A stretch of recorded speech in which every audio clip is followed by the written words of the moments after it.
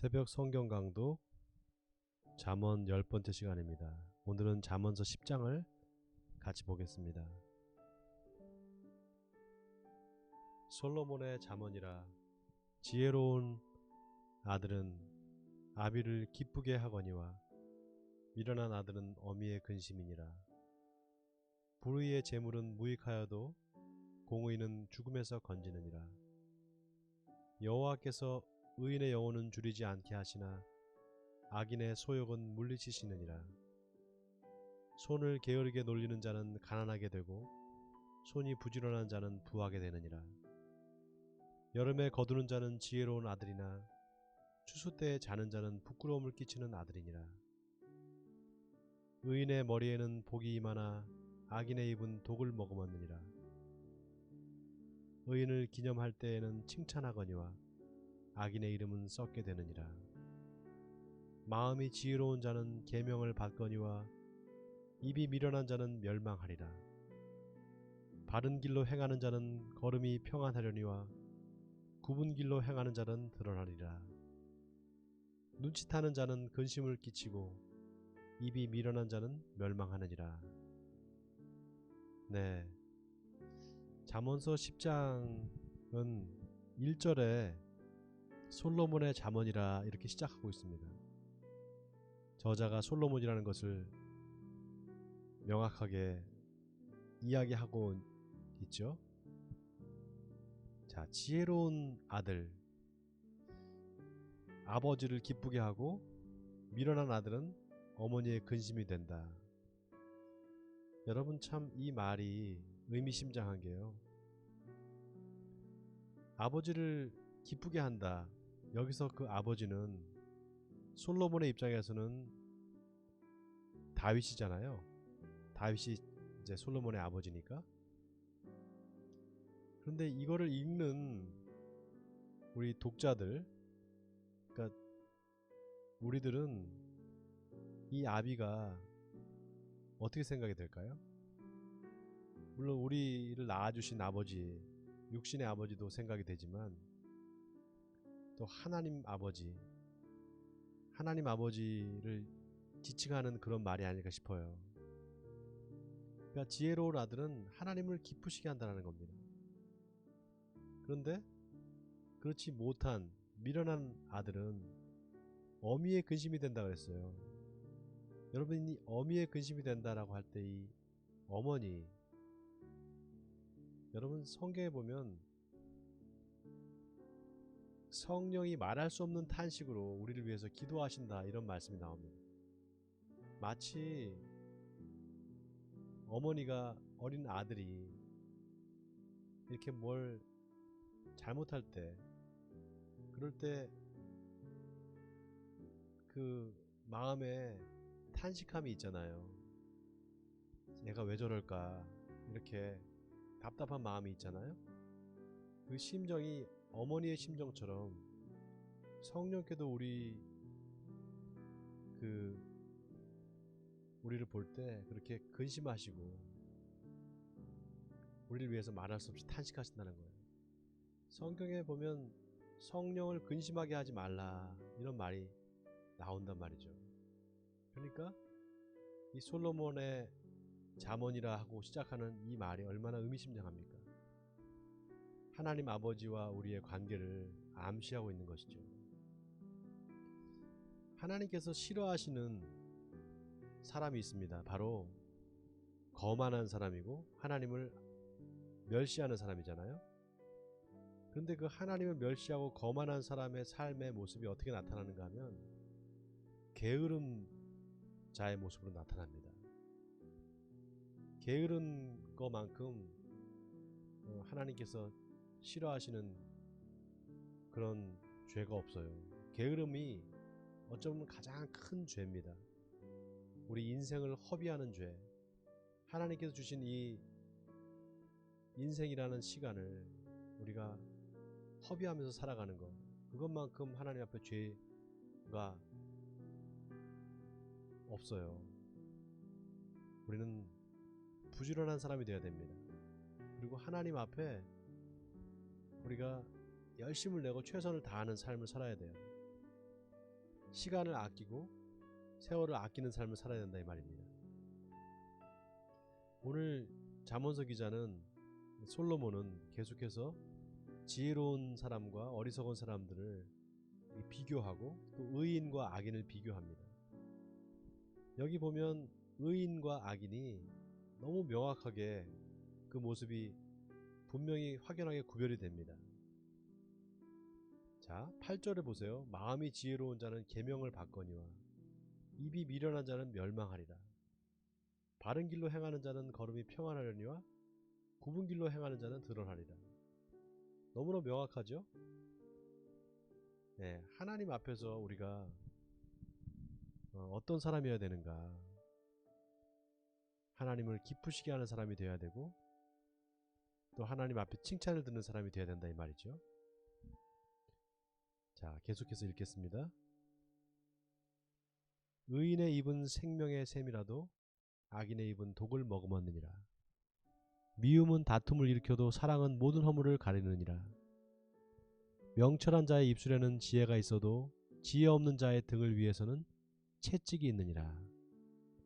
지혜로운 자는 지식을 간직하거니와 미련한 자의 입은 멸망에 가까우니라.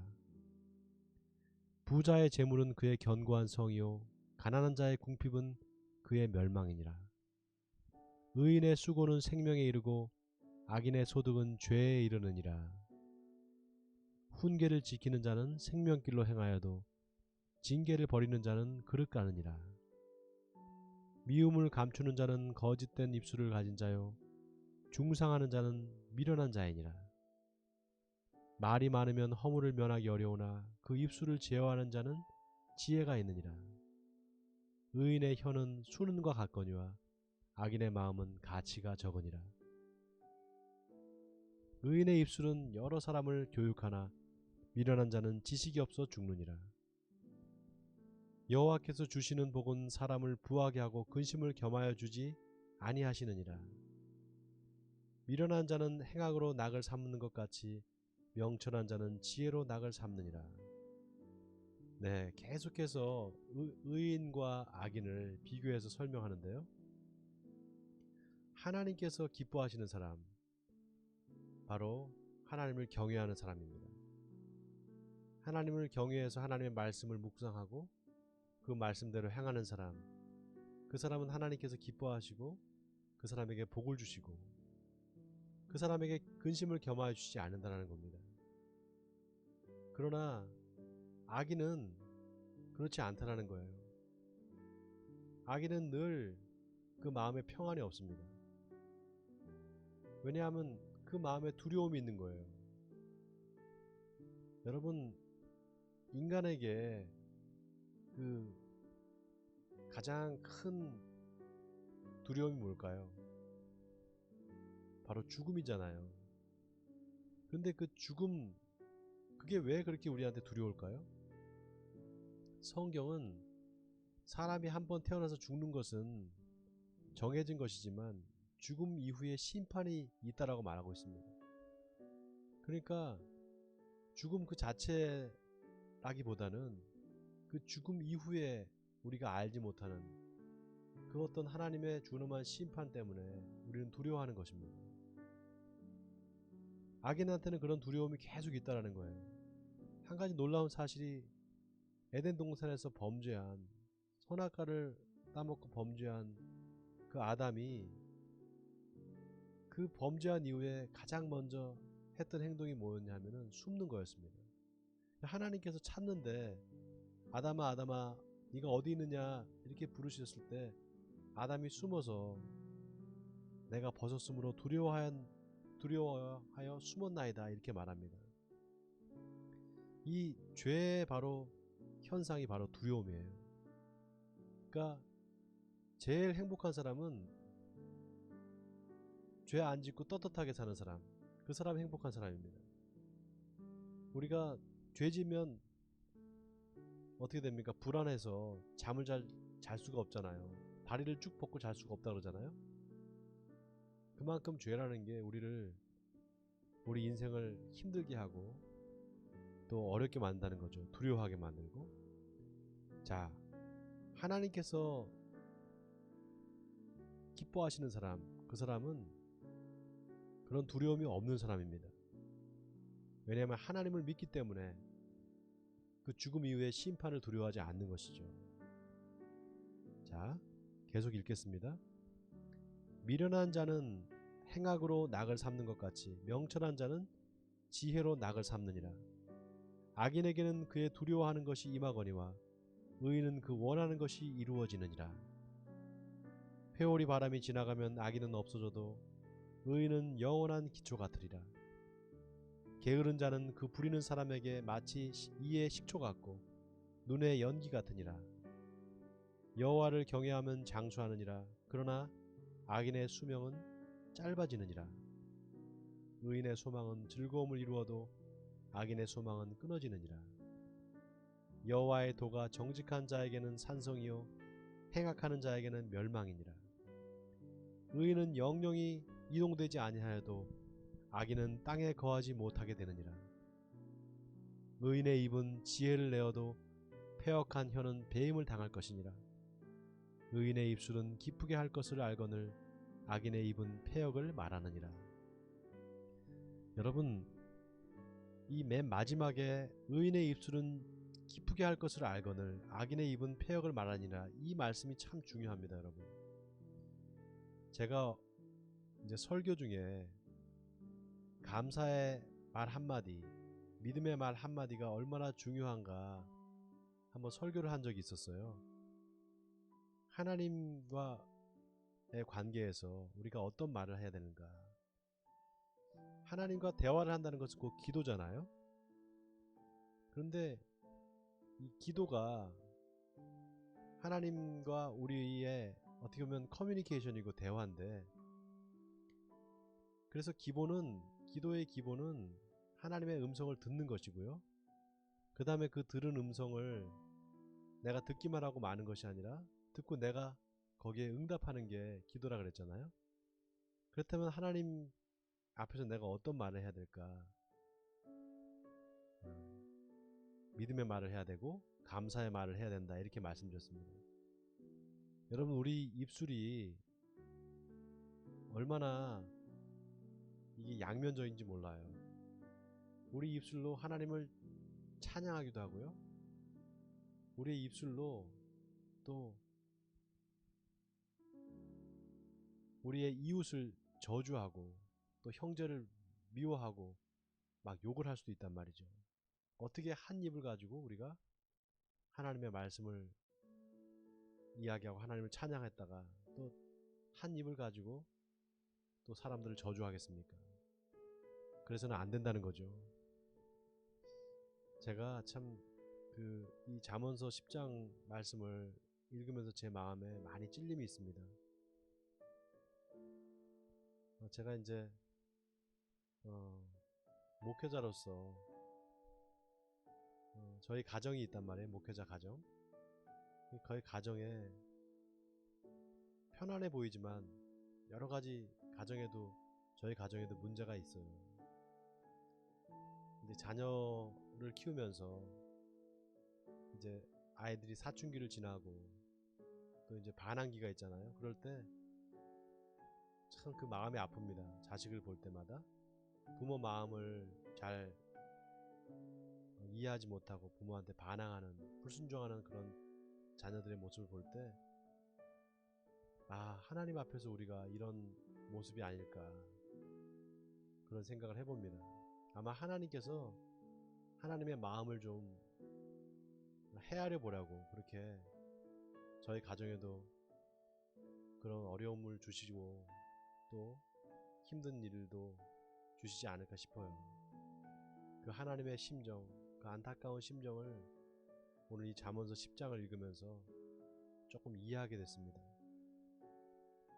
여러분, 우리가 하나님 앞에 어떤 사람이 되어야 될까요?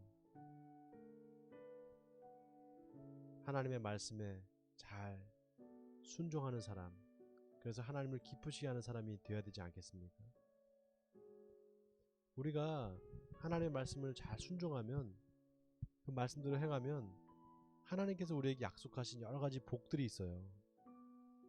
자, 잠언서 기자는 오늘 하나님께서 복을 주시는 사람한테는 부하게 하고 근심을 겸하여 주지 않는다는 거예요. 그리고 의인은 그 원하는 것이 이루어진다는 겁니다. 그리고 또 27절에 보면 하나님을 경외하는 사람한테 장수의 축복을 주신다는 거예요. 이렇게 하나님은 당신의 말씀에 순종하고 따르는 자에게 복을 주실 것을 약속하셨습니다.